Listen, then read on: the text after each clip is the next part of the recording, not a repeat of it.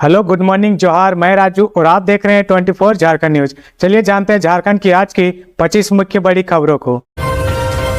झारखंड में चतुर्थ वर्गीय नियुक्तियों पर फिलहाल रोक, नई नियमावली बनने तक नहीं होगी बहाली। झारखंड सरकार ने राज्य भर में चतुर्थ वर्गीय पदों पर नई नियुक्तियों पर तत्काल प्रभाव से रोक लगाने का फैसला किया है। यह निर्णय मुख्यमंत्री के निर्देश पर लिया गया है और अब कार्मिक एवं प्रशासनिक सुधार विभाग इस संबंध में औपचारिक आदेश जारी करने जा रहा।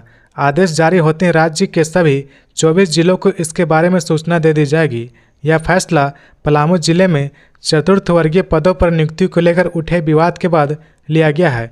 11 जुलाई को हुई राज्य मंत्रिपरिषद कैबिनेट की बैठक में इस विषय पर गहन चर्चा हुई, जिसके बाद यह तय किया गया कि जब तक नई नियुक्ति नियमावली तैयार नहीं हो जाती तब तक पूरे राज्य में इस श्रेणी के पदों पर कोई बहाली नहीं होगी। जानकारी के अनुसार झारखंड के अलग राज्य बनने के बाद से अब तक बिहार की 1975 की नियमावली, जो 1980 में आंशिक रूप से संशोधित हुई थी, के आधार पर चतुर्थ वर्गीय पदों पर नियुक्ति की जाती रही है। इस नियमावली के तहत मैट्रिक के अंकों के आधार पर मेरिट लिस्ट बनाई जाती थी। पलामू में भी इसी प्रक्रिया के तहत बहाली की जा रही थी, लेकिन इसे झारखंड की परिस्थितियों के अनुकूल नहीं मानते हुए सरकार ने इस व्यवस्था में बदलाव का निर्णय लिया है। कैबिनेट ने कार्मिक विभाग को निर्देश दिया कि वह अन्य राज्यों की नियुक्ति प्रक्रिया का अध्ययन करे और उसके आधार पर झारखंड की ज़रूरतों के मुताबिक नई नियमावली बनाए। सूत्रों के अनुसार नई नियमावली में सिर्फ शैक्षणिक अंक के आधार पर नहीं, बल्कि लिखित परीक्षा और शारीरिक दक्षता परीक्षा जैसे तत्वों को भी शामिल किया जा सकता है। झारखंड के इन इलाकों में होगी भारी बारिश, आने वाले कई दिनों तक राहत की नहीं है कोई संभावना। झारखंड में बारिश अब आफत लगने लगी है। मानसून की एंट्री के बाद शायद ही कोई ऐसा दिन हो जब बारिश ना हुई हो। रांची में तो लोग परेशान हो चले हैं, कपड़े नहीं सूख रहे, घरों में सीलन पड़ रही, बच्चों का मैदान में खेलना दूभर हो गया है। बेतहाशा बारिश ने फसलों को भी नुकसान पहुंचाया, खासकर सब्जी की फसल पर जबरदस्त असर पड़ा है। दिक्कत यह है कि आने वाले कुछ दिनों तक इस मुसीबत से राहत मिलती नहीं दिख रही। मौसम केंद्र रांची ने 16 जुलाई को उत्तर पश्चिम और उत्तर मध्य भागों के लिए ऑरेंज अलर्ट जारी किया है। इसके मुताबिक पलामू, गढ़वा, चतरा, कोडरमा, लातेहार, लोहरदगा, हजारीबाग, रांची, रामगढ़ में भारी बारिश की संभावना जताई गई है। इसके अलावा 16 जुलाई को रांची के कुछ भागों के साथ साथ बोकारो, गुमला, खूंटी के अलावा देवघर, धनबाद, दुमका, गिरिडीह, गोड्डा, जामताड़ा, पाकुड़ और साहेबगंज में भी भारी बारिश को लेकर अलर्ट जारी किया गया है। मौसम केंद्र के अनुमान के मुताबिक 18 जुलाई से 21 जुलाई के बीच भी बारिश से राहत मिलती नहीं दिख रही। इस दौरान मेघ गर्जन और वज्रपात के अलावा ज़्यादातर इलाकों में हल्के से मध्यम दर्जे की बारिश होगी। पलामू में कुएं में उतरने से पिता पुत्र की दम घुटने से मौत, जहरीली गैस बनी जानलेवा। पलामू जिले के नीलांबर पीतांबर थाना क्षेत्र के अमवा गांव में एक दर्दनाक हादसे में पिता और पुत्र की कुएं में दम घुटने से मौत हो गई। घटना हरतुआ पंचायत के अंतर्गत मंगलवार को हुई, जब घर के कुएं में उतरे शंभू सिंह और उसके पिता विश्वनाथ सिंह की जान जहरीली गैस की चपेट में आकर चली गई। जानकारी के अनुसार शंभू सिंह अपने घर के कुएं में लगी खराब मोटर को ठीक करने के लिए नीचे उतरे थे। जब वे काफ़ी देर तक बाहर नहीं निकले तो उसके पिता विश्वनाथ सिंह ने उन्हें आवाज़ लगाई। जवाब नहीं मिलने पर उन्होंने भी कुएं में उतरने का फैसला किया, लेकिन कुएं में पहले से मौजूद जहरीली गैस के कारण दोनों वहीं बेहोश हो गए और उसकी मौत हो गई। घटना के बाद गांव में अफरा तफरी मच गई, लेकिन जहरीली गैस के डर से कोई भी ग्रामीण कुएं में उतरने की हिम्मत नहीं कर सका। इस बीच नीलांबर पीतांबर थाना के जवान बबन यादव ने साहस दिखाते हुए कुएं में उतरकर दोनों के शव को बाहर निकाला। सूचना मिलने के बाद अंचल अधिकारी सुनील कुमार सिंह और पुलिस टीम मौके पर पहुंची। हालांकि मेडिकल टीम के देर से पहुंचने को लेकर ग्रामीणों में नाराजगी देखी गई। हादसे के बाद पूरे गांव में मातम पसरा हुआ है। नगर निकाय चुनाव को लेकर राज्य सरकार गंभीर, ओबीसी ट्रिपल टेस्ट को अंतिम रूप देने में जुटा आयोग। शहरी नगर निकाय चुनाव कराने को लेकर सुगबुगाहट तेज हो गई है। यदि सब कुछ ठीक रहा तो राज्य में इस साल नवंबर में नगर निकाय चुनाव होने की संभावना है। मंत्री सुदीप कुमार की मौजूदगी में बैठक हुई, जिसमें ओबीसी आयोग के अध्यक्ष और सचिव भी मौजूद थे। ओबीसी आयोग ने ट्रिपल टेस्ट की अद्यतन स्थिति से अवगत कराते हुए सरकार को आश्वस्त किया कि सितंबर के प्रथम सप्ताह में पिछड़ों के ट्रिपल टेस्ट से संबंधित रिपोर्ट मिल जाएगी। इन सबके बीच राज्य सरकार के द्वारा निर्वाचन आयुक्त की भी नियुक्ति कर लेने की तैयारी की जा रही, जिससे नगर निकाय चुनाव में आ रही सारी अड़चनें दूर हो जाएगी। जिलों से आए रिपोर्ट का अध्ययन और उसे अंतिम रूप देने की जिम्मेदारी संत जेवियर कॉलेज को दी गई है। आयोग द्वारा इस संबंध में पिछले दिनों निकाले गए निविदा में 3 संस्थाओं ने भाग लिया था, जिसमें 2 का समुचित आहर्ता नहीं पूरे करने के कारण रद्द हो गए थे। शेष बची एक संस्था संत जेवियर को फाइनल कर कार्यादेश देने का निर्णय 15 जुलाई को लिया गया। पिछड़ा वर्ग आयोग के सचिव कृष्ण कुमार सिंह ने जानकारी देते हुए कहा कि ट्रिपल टेस्ट रिपोर्ट को अंतिम रूप दिया जा रहा।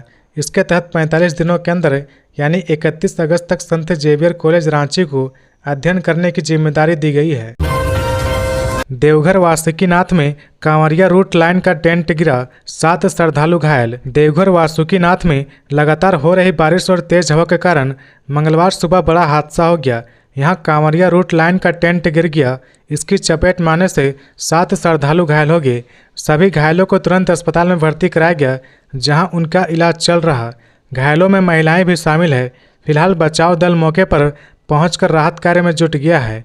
मालूम हो कि श्रावणी मेला के अवसर पर श्रद्धालुओं की सुविधा और सुरक्षा को ध्यान में रखते हुए जगह जगह टेंट की व्यवस्था की गई थी। आशंका जताई जा रही कि बारिश के कारण वासुकीनाथ कंवरिया रूट लाइन पर लगे कई टेंट गिर गए, जिस वजह से हादसा हुआ। सभी घायलों को चिकित्सक की विशेष निगरानी में इलाज किया जा रहा। 1 अगस्त से शुरू होगा झारखंड विधानसभा का मानसून सत्र। 2 दिन अवकाश। इस तारीख को पेश होगा प्रथम अनुपूरक बजट। झारखंड विधानसभा का मानसून सत्र 1 अगस्त 2025 से शुरू होगा, 7 अगस्त तक चलेगा। इस दौरान 2 दिन का अवकाश है। इस मानसून सत्र में सिर्फ 5 कार्य दिवस होंगे। मंगलवार को षष्ठम झारखंड विधानसभा के तृतीय मानसून सत्र का औपबंधिक कार्यक्रम जारी किया गया। इसके अनुसार 4 अगस्त को सदन में प्रथम अनुपूरक बजट पेश होगा। 5 अगस्त को प्रथम अनुपूरक बजट पारित हो जाएगा। झारखंड विधानसभा में 1 अगस्त को शपथ ग्रहण, शोक प्रकाश और विधानसभा के सत्र में नहीं रहने की अवधि में राज्यपाल द्वारा प्रख्यापित अध्यादेश की प्रमाणीकृत प्रतियां सभा पटल पर रखी जाएंगी। 2 अगस्त और 3 अगस्त को मानसून सत्र नहीं चलेगा, दोनों दिन अवकाश रहेगा। 4 अगस्त को झारखंड विधानसभा के मानसून सत्र में प्रश्नकाल होगा। सदन में वित्तीय वर्ष 2025-26 का प्रथम अनुपूरक बजट पेश किया जाएगा। 5 अगस्त को प्रश्नकाल होगा। वित्तीय वर्ष 2025-26 के प्रथम अनुपूरक बजट पर सामान्य वाद विवाद और मतदान के बाद इसे पारित किया जाएगा। 6 अगस्त को प्रश्नकाल। राजकीय विधेयक एवं अन्य राजकीय कार्य होंगे। आखिरी दिन 7 अगस्त को प्रश्नकाल। राजकीय विधेयक एवं अन्य राजकीय कार्य एवं गैर सरकारी सदस्यों के कार्य होंगे। इसके साथ ही मानसून का यह छोटा सत्र संपन्न हो जाएगा। हजारीबाग में युवक का मोबाइल छीन रहे थे चोर, विरोध करने पर पीट कर किया घायल। रिम्स में मौत के बाद NH जाम। कोर्रा थाना क्षेत्र के जबरा रोड स्थित माछालो गांव में 6 जुलाई को प्रदीप प्रसाद नामक युवक का मोबाइल कुछ लोगों ने छीना था। विरोध करने पर उसके साथ बेरहमी से मारपीट की गई, जिससे वह गंभीर रूप से घायल हो गया। ऐसे में स्थानीय लोगों द्वारा उसे तत्काल शेख भिखारी मेडिकल कॉलेज अस्पताल हजारीबाग ले जाया गया, जहां डॉक्टरों ने उसकी हालत गंभीर बताते हुए रांची स्थित रिम्स अस्पताल रेफर किया। रिम्स में 6 दिनों तक इलाज चलने के बाद सोमवार 13 जुलाई की देर रात प्रदीप प्रसाद की मौत की खबर मिलते ही क्षेत्र में आक्रोश फैल गया। मंगलवार 15 जुलाई की सुबह मृतक के परिजन और स्थानीय ग्रामीण शव को लेकर हजारीबाग बगोदर मुख्य मार्ग NH पर पहुंचे और प्रशासन के खिलाफ नारेबाजी करते हुए सड़क को जाम कर दिया। प्रदर्शनकारियों की मांग है कि दोषियों को जल्द गिरफ्तार किया जाए, पीड़ित परिवार को मुआवजा मिले और जिम्मेदार अधिकारियों पर कार्रवाई की जाए। प्रशासनिक अधिकारी और पुलिस मौके पर पहुंचकर लोगों को समझाने का प्रयास कर रहे हैं, लेकिन धरना अब भी जारी है। इनकम टैक्स रिफंड घोटाले में पूर्व सैनिक के ठिकानों पर आयकर विभाग की छापेमारी। आयकर विभाग ने इनकम टैक्स रिफंड घोटाले में पूर्व सैनिक मुकेश कुमार झा के ठिकाने पर छापा मारा है। इस व्यक्ति ने 500 से अधिक सैनिकों का रिटर्न दाखिल कर फर्जी रिफंड दिलाया है। रांची में रिफंड घोटाले से जुड़े मामले में छापेमारी की यह दूसरी घटना है। आयकर विभाग ने 15 जुलाई को मुकेश के बरियातू स्थित ठिकानों पर छापा मारा। मुकेश ने सैनिकों का आयकर रिटर्न दाखिल करने के बाद फर्जी दस्तावेज के सहारे रिफंड दिलाया। मुकेश के ठिकानों पर जांच के दौरान मिले दस्तावेजों से इस बात की जानकारी मिली कि उसने 500 से अधिक सैनिकों का आयकर रिटर्न दाखिल किया। रिटर्न दाखिल करते समय टैक्स का सही ब्यौरा दिया और टैक्स की रकम जमा कराई। हालांकि बाद में आयकर विभाग द्वारा दी जाने वाली छूट का गलत इस्तेमाल किया और टैक्स के रूप में जमा की गई राशि को रिफंड करवाया। विभाग ने छापेमारी से पहले संशोधित रिटर्न दाखिल कर टैक्स जमा कराने की कोशिश की। टैक्स पेयर को मैसेज भेजकर गलत रिफंड लिए जाने की सूचना दी, साथ ही अपना संशोधित आयकर रिटर्न दाखिल करने का मौका दिया। इसके अलावा कार्यक्रम आयोजित कर गलत रिफंड लेने की जानकारी दी और संशोधित रिटर्न दाखिल करने का अनुरोध किया। विभाग द्वारा की गई इस कोशिश से 1045 करोड़ रुपए का गलत रिफंड लेने वाले देश के 40,000 करताओं ने अपना संशोधित रिटर्न दाखिल किया। हजारीबाग में अवैध ईंट भट्ठे के बिजली तार की चपेट में आने से 2 बच्चों की मौत, मुआवजे की मांग। हजारीबाग जिले के विष्णुगढ़ प्रखंड के डुमरडीहा गांव में अवैध ईंट भट्ठे के कारण करंट की चपेट में आकर 2 मासूम बच्चे की मौके पर ही मौत हो गई। मृत बच्चों की पहचान गुलाब हांसदा और शुक्रमणि कुमारी के रूप में हुई है। दोनों पास के खेतों में घूमने गए थे। इसी दौरान अवैध रूप से बिछाए गए बिजली के तारों की चपेट में आ गए। अंचल अधिकारी नित्यानंद दास ने पुष्टि की कि गांव में अवैध रूप से एक ईंट भट्ठा संचालित किया जा रहा था, जहां बिना किसी अनुमति के बिजली की लाइन बिछाई गई थी। इसी तार ने मासूमों की जान ले ली। घटना की जानकारी मिलते ही विष्णुगढ़ के अंचल अधिकारी और थाना प्रभारी दल बल के साथ मौके पर पहुंचे और पूरे मामले की जांच शुरू कर दी। पुलिस ने दोनों शव को पोस्टमार्टम के लिए शेख भिखारी मेडिकल कॉलेज और अस्पताल भेज दिया। मृतकों के परिजनों ने भट्ठा संचालक के खिलाफ विष्णुगढ़ थाने में प्राथमिकी दर्ज कराई और दोषियों पर सख्त कार्रवाई एवं मुआवजे की मांग की। मृतकों के परिजन ने भट्ठा संचालक के खिलाफ विष्णुगढ़ थाने में प्राथमिकी दर्ज करवाई और दोषियों पर सख्त कार्रवाई एवं मुआवजे की मांग की। घटना के बाद गांव में शोक और आक्रोश का माहौल है। निजी स्कूलों की मनमानी पर डीसी सख्त। बीपीएल बच्चों के दाखिले में गड़बड़ी पर दी सख्त हिदायत। राजधानी रांची में शिक्षा के अधिकार कानून राइट टू एजुकेशन के तहत गरीब और वंचित बच्चों को मुफ्त शिक्षा दिलाने की दिशा में जिला प्रशासन लगातार प्रयासरत है, लेकिन निजी स्कूलों की मनमानी थमने का नाम नहीं ले रहा। जिला प्रशासन द्वारा बार बार दिशा निर्देश जारी करने के बावजूद कई स्कूल प्रबंधन अपनी मनचाही शर्तें थोप रहे, जिससे अभिभावक को भारी परेशानियों का सामना करना पड़ रहा। रांची प्रशासन द्वारा राइट टू एजुकेशन के तहत इस वर्ष रांची जिले के 121 निजी स्कूलों को चिन्हित किया गया था, जहां बीपीएल श्रेणी के बच्चों का नामांकन सुनिश्चित किया जाना था, लेकिन इनमें से केवल 91 स्कूलों में ही आवेदन की प्रक्रिया पूरी हो सकी।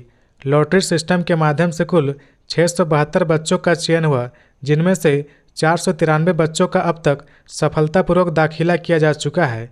इस प्रक्रिया में 116 बच्चों ने फॉर्म या दस्तावेजों में कुछ त्रुटियां पाई है, जिन्हें स्कूल प्रबंधक द्वारा रिजेक्ट कर दिया गया। इस प्रक्रिया में 116 बच्चों के फॉर्म या दस्तावेजों में कुछ गलतियां पाई गई, जिन्हें स्कूल प्रबंधकों के द्वारा रिजेक्ट कर जिला शिक्षा कार्यालय को दोबारा वेरिफिकेशन के लिए भेजा गया है। इस पूरे मामले को गंभीरता से लेते हुए रांची उपायुक्त मंजुनाथ भजयंत्री ने निजी स्कूलों के प्रबंधक के साथ समीक्षा बैठक की। इस दौरान डीसी ने नामांकन को लेकर पारदर्शिता एवं संवेदनशीलता के ये सारी प्रक्रिया पूर्ण करने की सख्त हिदायत दी है। बैठक के दौरान रांची के एक प्रतिष्ठित निजी स्कूल से चौंकाने वाला मामला सामने आया है। बताया गया कि लॉटरी के जरिए बीपीएल श्रेणी के एक बच्चे का चयन अंतिम सूची में हो चुका था। अभिभावक ने नियमों के तहत सभी दस्तावेज जमा कर दिए थे और स्कूल की मांग पर यूनिफॉर्म, किताबें और अन्य आवश्यक सामग्री भी खरीद ली थी, लेकिन जब वह बच्चे को स्कूल भेजने लगे तो उन्हें यह कहकर मना कर दिया गया कि उनका चयन रद्द कर दिया गया है।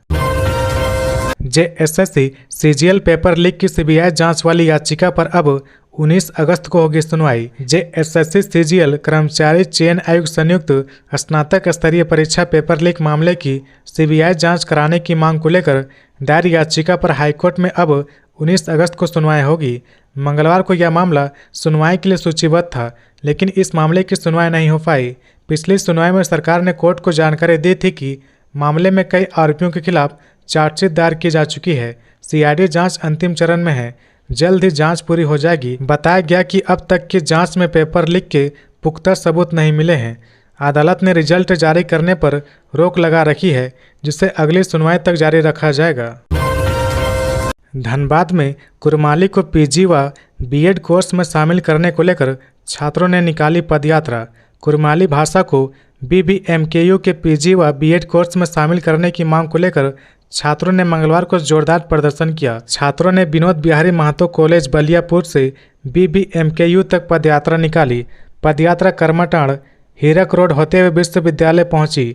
इस आंदोलन को बलियापुर की भाजपा नेत्री तारा देवी, उप प्रमुख आशा देवी, जेएलकेएम नेत्री उषा महतो व आशीष महतो का भी समर्थन मिला। छात्रों ने कहा कि कुरमाली भाषा झारखंड की सांस्कृतिक पहचान है, जिसे शिक्षा प्रणाली में स्थान मिलना चाहिए। इस भाषा को उच्च शिक्षा में विषय के रूप में शामिल किया जाए ताकि आने वाले पीढ़ी इसे सीख सके। उन्होंने यह भी कहा कि यदि सरकार और विश्वविद्यालय प्रशासन ने उनकी मांगों को गंभीरता से नहीं लिया तो आंदोलन को तेज किया जाएगा। यह भी चेतावनी दी कि जरूरत पड़ी तो राजभवन को घेराव भी किया जाएगा। सीबीआई ने अवैध वसूली के आरोप में सीसीएल के कर्मचारी सहित 4 को गिरफ्तार किया।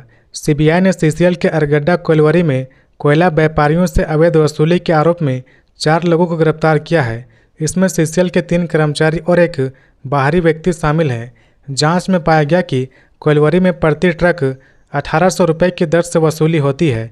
अयोध्या करमाली की अवैध कमाई प्रति माह 10 लाख रुपए है। सीबीआई द्वारा गिरफ्तार लोगों की सूची में अयोध्या करमाली, मुकेश कुमार, प्रकाश माली और विजय कुमार सिंह का नाम शामिल है। अयोध्या करमाली सीसीएल के गिद्दी एक कोइलवरी प्रोजेक्ट ऑफिस में मैनेजर है। जांच के दौरान प्रति ट्रक अवैध वसूली से संबंधित सबूत मिले थे। इसके बाद सीबीआई ने कोइलवरी में अवैध वसूली के मामले में 5 जून को एक प्राथमिकी दर्ज की।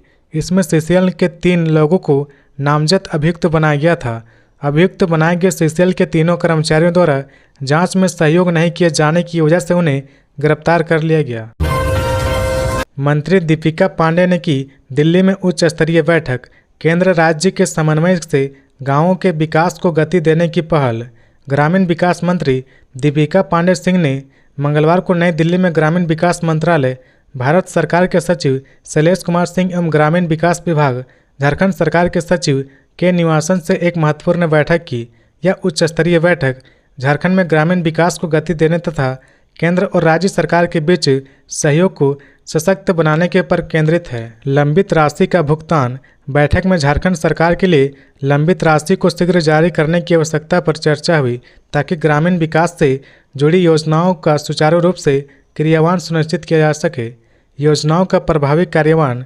ग्रामीण विकास मंत्रालय की प्रमुख योजनाओं के कार्यान्वयन को और अधिक प्रभावी एवं सरल बनाने पर बल दिया गया ताकि इनका लाभ राज्य के ग्रामीण क्षेत्रों तक तेजी से पहुंच सके।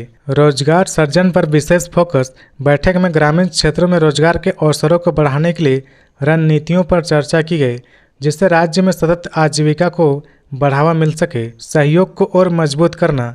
राज्य और केंद्र सरकार के बीच बेहतर समन्वय और सहयोग के माध्यम से ग्रामीण विकास कार्यक्रमों के प्रभावी कार्यान्वयन पर चर्चा हुई। आज से शुरू होगा फुटबॉल का रोमांच। 64वीं सुब्रतो कप फुटबॉल प्रतियोगिता का होगा आगाज। झारखंड में खेल प्रतिभाओं को प्रोत्साहित करने और उन्हें राष्ट्रीय मंच प्रदान करने के उद्देश्य से 64वीं राज्य स्तरीय सुब्रतो कप फुटबॉल प्रतियोगिता का आयोजन आज दिनांक 16 जुलाई से 19 जुलाई 2025 तक किया जाएगा। यह प्रतिष्ठित प्रतियोगिता प्रैक्टिस मैदान खेलगांव, रांची और बीआईटी मेसरा के मैदान में आयोजित की जाएगी। प्रतियोगिता की तैयारी पूरी कर ली गई। प्रतियोगिता के सफल आयोजन के लिए 16 समितियों का गठन किया गया। मुख्य आयोजन समिति में स्कूली शिक्षा एवं साक्षरता सचिव उमा शंकर सिंह, झारखंड शिक्षा परियोजना निदेशक शशि रंजन, जेईपीसी के प्रशासनिक पदाधिकारी सच्चिदानंद दी तिग्गा, राज्य कार्यक्रम पदाधिकारी धीरसेन सोरेंग तथा जन सूचना प्राधिकारी सुरेश महतो शामिल है। उल्लेखनीय है कि इस वर्ष की सुब्रतो कप प्रतियोगिता को विद्यालय स्तर पर दिनांक 14 जून तक आयोजित किया गया था। प्रखंड स्तर पर इसका आयोजन दिनांक 16 से 19 जून, जिला स्तर पर दिनांक 24 से 28 जून और प्रमंडल स्तर पर दिनांक 7 से 11 जुलाई तक किया गया था। झारखंड और बिहार के यात्रियों के लिए खुशखबरी। रांची से इस जगह के लिए शुरू हुई स्पेशल ट्रेन। झारखंड और बिहार के रेल यात्रियों के लिए खुशखबरी है। खासकर रांची से भभुआ रोड जाने वाले लोगों के लिए भारतीय रेलवे ने रांची से भभुआ रोड के लिए एक स्पेशल ट्रेन चलाने की घोषणा की है। रांची और भभुआ रोड के बीच पड़ने वाले स्टेशनों के यात्रियों को भी इस ट्रेन का लाभ मिलेगा।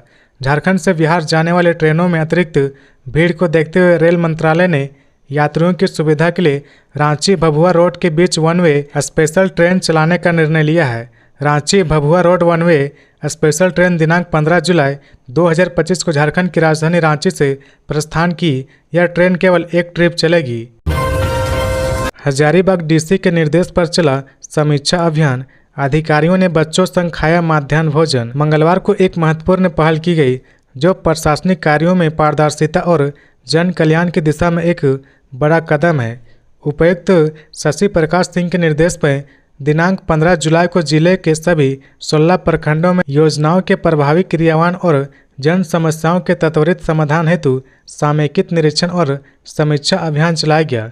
उपायुक्त ने पहले से ही सभी प्रखंडों के लिए वरीय पदाधिकारी को नामित किया था, जिन्हें यह निर्देश दिया गया कि वे प्रत्येक मंगलवार को क्षेत्र भ्रमण और जनता दरबार आयोजित करें ताकि जनता की शिकायतों और आवश्यकताओं को प्राथमिकता से सुना जा सके और उनका समाधान किया जा सके। इस अभियान के तहत विशेष रूप से स्कूलों में मध्याह्न भोजन की गुणवत्ता की जांच की गई। अधिकारियों ने बच्चों के साथ बैठकर भोजन किया, जिससे न केवल बच्चों के उत्साह में वृद्धि हुई बल्कि अधिकारियों को भोजन की गुणवत्ता, पोषण स्तर और बच्चों के स्वास्थ्य के संबंध में सीधे जानकारी प्राप्त हुई। यह पहल प्रशासन की संवेदनशीलता और जिम्मेदारियों का प्रतीक है। अधिकारियों ने स्वास्थ्य केंद्रों का निरीक्षण किया और जीवन रक्षक दवाओं की उपलब्धता, चिकित्सा सेवाओं और साफ सफाई की स्थिति की समीक्षा की। किसानों से धान क्रय की स्थिति और प्राकृतिक आपदाओं से प्रभावित क्षेत्रों का भी आकलन किया गया। अधिकारियों ने इन क्षेत्रों में राहत कार्यों की स्थिति का जायजा लिया और प्रभावित लोगों को तत्काल सहायता प्राप्त करने का निर्देश दिया। मैया समान योजना में 172 लोगों पर एफआईआर दर्ज, सीआईडी करेगी मामले की जांच। झारखंड में मैया समान योजना में बड़े स्तर पर धोखाधड़ी का मामला सामने आया है। पूर्वी सिंहभूम जिले के घाटशिला अनुमंडल अंतर्गत गालूडी थाना क्षेत्र में इस योजना का लाभ अनाधिकृत रूप से लेने के आरोप में 172 लोगों के खिलाफ प्राथमिकी दर्ज की गई है। यह एफआईआर 9 जुलाई को हैंदल जुड़ी पंचायत के प्रभारी सचिव मंगल टुडू की शिकायत पर दर्ज हुई है। योजना केवल झारखंड की महिलाओं के लिए निर्धारित थी, लेकिन जांच में सामने आया कि आरोपियों में 39 बिहार के किशनगंज जिले और 133 पश्चिम बंगाल के उत्तर दिनाजपुर जिले के निवासी हैं। यानी इन लाभार्थियों का झारखंड से कोई प्रत्यक्ष संबंध नहीं है। सबसे चौंकाने वाली बात यह है कि इन आरोपियों में 40 पुरुष भी शामिल है, जिन्होंने खुद को महिला बताकर योजना का लाभ उठाया। इन लोगों ने आवेदन फॉर्म में पति का नाम, कॉलम में भी पुरुषों के नाम दर्ज किए हैं, जिससे फर्जीवाड़ा स्पष्ट होता है। इसके अलावा 12 ऐसे लोग भी लाभार्थियों की सूची में शामिल पाए गए हैं जिनका कोई स्पष्ट या सत्यापित पता नहीं है। सभी 172 व्यक्तियों ने ऑनलाइन आवेदन प्रक्रिया के दौरान फर्जी दस्तावेजों का उपयोग किया और खुद को महिला दर्शाया। नितिन गडकरी ने गंगाराम अस्पताल में शिबू सोरेन से की मुलाकात। सीएम हेमंत सोरेन से स्वास्थ्य को लेकर की चर्चा। नई दिल्ली स्थित सर गंगाराम हॉस्पिटल में भर्ती झारखंड के पूर्व मुख्यमंत्री और झारखंड मुक्ति मोर्चा के संरक्षक शिबू सोरेन से मंगलवार को केंद्रीय सड़क परिवहन एवं राजमार्ग मंत्री नितिन गडकरी ने मुलाकात की। उन्होंने शिबू सोरेन के स्वास्थ्य की जानकारी ली और उनके शीघ्र स्वस्थ होने की कामना की। इस दौरान गडकरी ने झारखंड के मुख्यमंत्री हेमंत सोरेन से भी शिबू सोरेन के स्वास्थ्य को लेकर चर्चा की और परिवार के प्रति अपनी संवेदना प्रकट की। शिबू सोरेन झारखंड की राजनीति के सबसे कद्दावर और वरिष्ठ नेताओं में से एक है। उनकी तबीयत खराब होने के चलते उन्हें नई दिल्ली लाया गया था, जहां फिलहाल वे सर गंगाराम हॉस्पिटल में इलाजरत है। लातेहार में 5 लाख के इनामी नक्सली लवलेश गंजू ने किया सरेंडर। झारखंड पुलिस को बड़ी सफलता मिली है। जेजेएमपी का सब जोनल कमांडर और 5 लाख का इनामी नक्सली लवलेश गंजू ने मंगलवार को पुलिस मुख्यालय में आत्मसमर्पण कर दिया। उसने राज्य सरकार की नई दिशा आत्मसमर्पण नीति के तहत यह कदम उठाया है। लवलेश के खिलाफ अलग अलग थाने में 50 से अधिक आपराधिक मामले दर्ज है। आईजी सुनील भास्कर ने कहा कि केंद्र सरकार का लक्ष्य है कि 2026 तक झारखंड को नक्सल मुक्त बनाया जाए। इसी दिशा में पुलिस लगातार कार्रवाई कर रही। लातेहार जिले में उग्रवाद अब लगभग खत्म होने के कगार पर है। उन्होंने नक्सलियों से अपील की कि सरेंडर कर मुख्य धारा में लौटे, वरना सख्त कार्रवाई का सामना करना पड़ेगा। सरेंडर के वक्त लवलेश की पत्नी और बच्चे भी मौजूद थे। लवलेश ने कहा कि अब यह मेहनत मजदूरी कर परिवार का पालन करेगा और बच्चों को अच्छी शिक्षा दिलाएगा। पुलिस प्रशासन ने उसे आत्मसमर्पण के प्रतीक के तौर पर 5 लाख रुपए का चेक सौंपा। रांची मोहरा वादी के पास बेच रहे थे ब्राउन शुगर, पुलिस ने छापेमारी कर 5 को किया गिरफ्तार। राजधानी रांची के ऐतिहासिक मोहरावादी मैदान स्थित बापू वाटिका के पास से 5 ड्रग्स पेडलरों को पुलिस ने गिरफ्तार किया है। गिरफ्तार ड्रग्स पेडलर बापू वाटिका के पास ब्राउन शुगर बेच रहे थे। डीआईजी सह रांची एसएसपी चंदन कुमार सिन्हा को जानकारी मिली थी कि लालपुर थाना क्षेत्र के मोहरावादी मैदान स्थित बापू वाटिका के पास कुछ ड्रग्स पेडलर सक्रिय थे। यह सूचना मिलने के बाद सिटी डीएसपी केबी रमन के नेतृत्व में एक टीम का गठन कर, जिसमें लालपुर थाना प्रभारी भी शामिल थे, उसको ड्रग्स पेडलर को रंगे हाथ पकड़ने की जिम्मेदारी दी गई। इस टीम के द्वारा मोहरावादी मैदान स्थित बापू वाटिका के पास 5 लड़कों को पकड़ा गया। जमशेदपुर के जुग सुलाई क्षेत्र में शुद्ध पेयजल सप्लाई करने की मांग को लेकर उपायुक्त को सौंपा गया ज्ञापन। जमशेदपुर की आम जनता जहां एक तरफ भारी बारिश से परेशान है, वहीं जुग सुलाई क्षेत्र के लोग शुद्ध पेयजल की समस्या से जूझ रहे हैं। जुग सुलाई क्षेत्र में रहने वाले लोग जल उपचार संयंत्र की कुव्यवस्था के कारण गंदा पानी पीने को विवश है। इसे देखते हुए जिला कांग्रेस कमेटी के कार्यकारी जिला अध्यक्ष धर्मेंद्र सोनकर के नेतृत्व में मंगलवार को समर्थकों और स्थानीय निवासियों ने उपायुक्त कार्यालय के समक्ष प्रजातांत्रिक तरीके से धरना प्रदर्शन कर जनता की आवाज़ बुलंद की और उपायुक्त को इस संदर्भ में ज्ञापन सौंपकर उन्हें क्षेत्र की समस्याओं से अवगत कराया। इस संदर्भ में मीडिया से बात करते हुए धर्मेंद्र सोनकर ने कहा कि वर्तमान राज्य सरकार लोगों को बेहतर सुविधा देने का हर संभव प्रयास कर रही है, लेकिन चंद सरकारी अधिकारियों की उदासीनता और लापरवाही के कारण कई बार ये सुविधाएं आम जनता तक नहीं पहुंच पाती है। ऐसा ही एक मामला जुग सुलाई नगर पालिका क्षेत्र का है, जहां की नगर पालिका क्षेत्र के अंतर्गत आने वाले 14 वार्ड के लगभग 75 से 80 हजार निवासी जल उपचार संयंत्र की कुव्यवस्था के कारण गंदा पानी पीने को विवश है। जमीन घोटाले में सीआईडी की बड़ी कार्रवाई, कंस्ट्रक्शन कंपनी के मालिक पुनीत अग्रवाल गिरफ्तार। बोकारो जिले के तेतुलिया मौजा में 100 एकड़ से अधिक वन भूमि की अवैध खरीद बिक्री के मामले में सीआईडी ने एक और बड़ी गिरफ्तारी की है। राजवीर कंस्ट्रक्शन के मालिक पुनीत अग्रवाल को हिरासत में लेते हुए सीआईडी ने इस घोटाले में कारोबारी के पक्ष की भूमिका को स्पष्ट किया है। जांच में सामने आया कि राजवीर कंस्ट्रक्शन ने तेतुलिया मौजा की जिस जमीन पर डील की वह वन विभाग की अधिसूचित जमीन थी। कंपनी ने इस जमीन के बदले उमायूस कंपनी को 3 करोड़ 40 लाख रुपए का भुगतान किया था। इस अवैध सौदे की कड़ियां अब तेजी से खुलती जा रही। इससे पहले शनिवार को सीआईडी ने इस केस के मुख्य साजिशकर्ता इजहार हुसैन और अख्तर हुसैन को गिरफ्तार किया था। इन पर आरोप है कि इन्होंने मिलकर वन भूमि को फर्जी दस्तावेजों के आधार पर पहले अपने नाम कराई और फिर उसे अलग अलग कंपनियों को बेच दिया। इस जमीन की वर्तमान कीमत करोड़ों में आंकी जा रही। इस पूरे मामले की नींव उस वक्त पड़ी जब बोकारो वन प्रमंडल के प्रभारी वनपाल रुद्र प्रताप सिंह ने जमीन की अवैध बिक्री को लेकर प्राथमिकी दर्ज करवाई थी। प्रारंभिक जांच में यह स्पष्ट हो गया कि भू माफियाओं और स्थानीय अधिकारियों की मिली भगत से एक बड़ी साजिश रची गई थी, जिसके तहत वन भूमि को गैरकानूनी तरीके से बेच दिया गया। हजारीबाग भवन निर्माण विभाग में टेंडर घोटाले के खिलाफ अनिश्चितकालीन धरना, कार्यपालक अभियंता पर गंभीर आरोप। हजारीबाग भवन निर्माण विभाग में टेंडर प्रक्रिया की पारदर्शिता पर उठते सवालों के बीच दर्जनों संवेदकों ने कार्यपालक अभियंता अमित कुमार के खिलाफ अनिश्चितकालीन धरना शुरू कर दिया है। संवेदकों का आरोप है कि टेंडर निष्पादन में भारी अनियमितता बरती गई और चाहते संवेदकों को फायदा पहुंचाने के लिए नियमों की अनदेखी की गई। संवेदक जगनी देवी के सभी दस्तावेज डिजिटल साइंस के साथ जमा थे, फिर भी उनकी तकनीकी बोली को अस्वीकार कर दी गई, जबकि अन्य 2 संवेदकों के दस्तावेज बिना डिजिटल साइन के पास कर दिए गए। इतना ही नहीं, तकनीकी और वित्तीय बिड एक ही दिन खोले गए, जिससे आपत्ति और सुधार की प्रक्रिया को दरकिनार कर दिया गया। उसी दिन अन्य टेंडरों में इन्हीं 2 संवेदकों की बोली अस्वीकृत कर दी गई, जिससे पक्षपात की पुष्टि होती है। रांची में छिनताई के मामले में अपराधी गिरफ्तार, सोना भी बरामद। रांची के पांड्रा ऑफिस क्षेत्र के जनक नगर ओझा मार्केट के पास हुई चेन छिनतई की घटना का पुलिस ने खुलासा किया है। डीआईजी सह एसएसपी चंदन कुमार सिन्हा के निर्देश पर कोतवाली डीएसपी प्रकाश सोय के नेतृत्व में पुलिस की टीम ने कार्रवाई करते हुए मोनू कुमार नाम के अभियुक्त को गिरफ्तार किया है।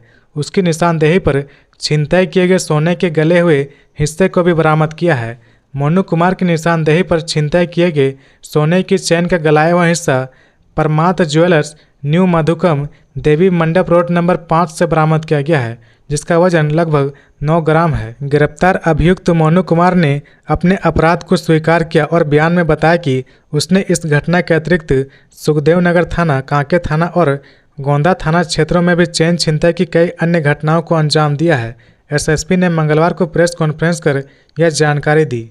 तो ये थी आज की झारखंड की टॉप बड़ी खबरें। इसी तरह झारखंड की हर छोटी सी बड़ी खबर देखने के लिए आप हमारे चैनल 24 झारखंड न्यूज को सब्सक्राइब करके बेल आइकन प्रेस कर ले, जिससे झारखंड की हर छोटी सी बड़ी खबर की अपडेट आप तक पहुंचता रहे। तो आज के लिए बस इतना ही। हमें दीजिए इजाज़त, फिर मिलते हैं नेक्स्ट न्यूज में।